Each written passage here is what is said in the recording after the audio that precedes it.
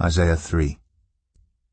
See now, the Lord Almighty, is about to take from Jerusalem and Judah both supply and support, all supplies of food and all supplies of water, the hero and the warrior, the judge and the prophet, the diviner and the elder, the captain of 50 and the man of rank, the counselor, skilled craftsman, and clever enchanter. I will make mere youths their officials. Children will rule over them. People will oppress each other, man against man, neighbor against neighbor. The young will rise up against the old, the nobody against the honored. A man will seize one of his brothers in his father's house and say, You have a cloak, you be our leader. Take charge of this heap of ruins. But in that day he will cry out, I have no remedy. I have no food or clothing in my house. Do not make me the leader of the people. Jerusalem staggers. Judah is falling. Their words and deeds are against the Lord, defying his glorious presence. The look on their faces testifies against them. They parade their sin like Sodom. They do not hide it. Woe to them! They have brought disaster upon themselves.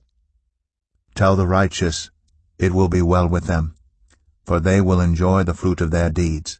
Woe to the wicked! Disaster is upon them. They will be paid back for what their hands have done. Youths oppress my people. Women rule over them. My people, your guides lead you astray. They turn you from the path. The Lord takes his place in court. He rises to judge the people. The Lord enters into judgment against the elders and leaders of his people. It is you who have ruined my vineyard. The plunder from the poor is in your houses.